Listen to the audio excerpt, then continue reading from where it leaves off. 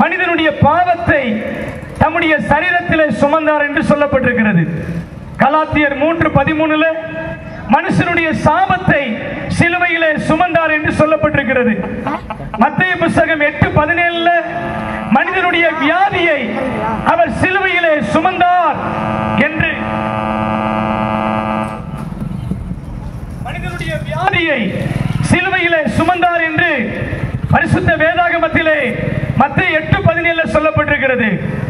ஏசாயா 53:5 மனிதனுடைய துக்கத்தை அவர் சிலுவையிலே சுமந்தார் என்று சொல்லப்பட்டிருக்கிறது.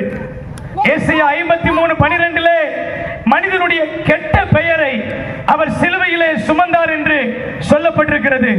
அருமையான அன்பு மக்களே, மனுக்குலத்தை மறுபடியும் திரும்ப அவனை நல்ல நிலைமைக்கு கொண்டு வர, விழுந்து போன சமுதாயத்தை விடுவித்து அவனை அற்புதமாய் மாற்ற, மனுக்குலத்திற்காய் சிலுவையிலே அவர் ரத்தம் சிந்தி அவர் மரித்து 3ஆம் நாள் உயிரோடு கூட எழுந்தார். உயிரோடு கூட இருக்கிற இயேசு கிறிஸ்துவை உங்கள் மத்தியிலே பிரசங்கிக்கிறோம். அன்பு பிள்ளைகளே, இந்த பரிசுத்த வேதம் சொல்லுகிறது, குமாரன் இயேசு கிறிஸ்து உங்களை விடுதலையாக்கினால் மெய்யாகவே மெய்யாகவே நீங்கள் விடுதலையாவீர்கள். சத்தத்தை கேட்டுக்கொண்டிருக்கிற அன்பு ஐயா, அன்பு அம்மா, அன்பு மக்களே, வாழ்க்கையில வியாதியிலிருந்து விடுதலை வேணுமா? துக்கத்திலிருந்து விடுதலை வேணுமா?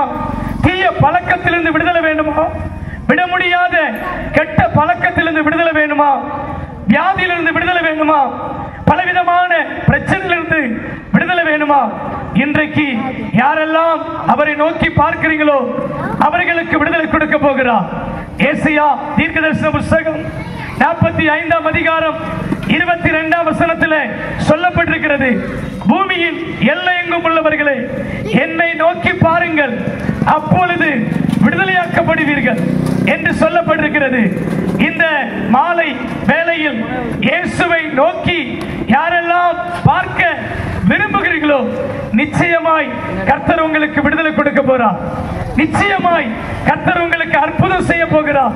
அன்பு தாயே, அன்பு தகப்பனே, உன் வாழ்க்கையிலே ஆண்டவர் ஒரு பெரிய விடுதலையை தந்து, சுகத்தை தந்து, சமாதானத்தை தந்து, நீ இழந்த பேர்ப்புகளை திரும்ப தந்து உங்களை ஆசீர்வதிக்க ஆண்டவராகிய இயேசு கிறிஸ்து இந்த மாலை வேளையில் உங்களை சந்திக்கும்படி அவர் வந்திருக்கிறார். வாருங்கள், நிகழ்ச்சியை தொடர்ந்து உங்கள் மத்தியிலே நாங்கள் காண்பிக்க போகிறோம். ஆண்டவர் உங்களை ஆசீர்வதிப்பார்.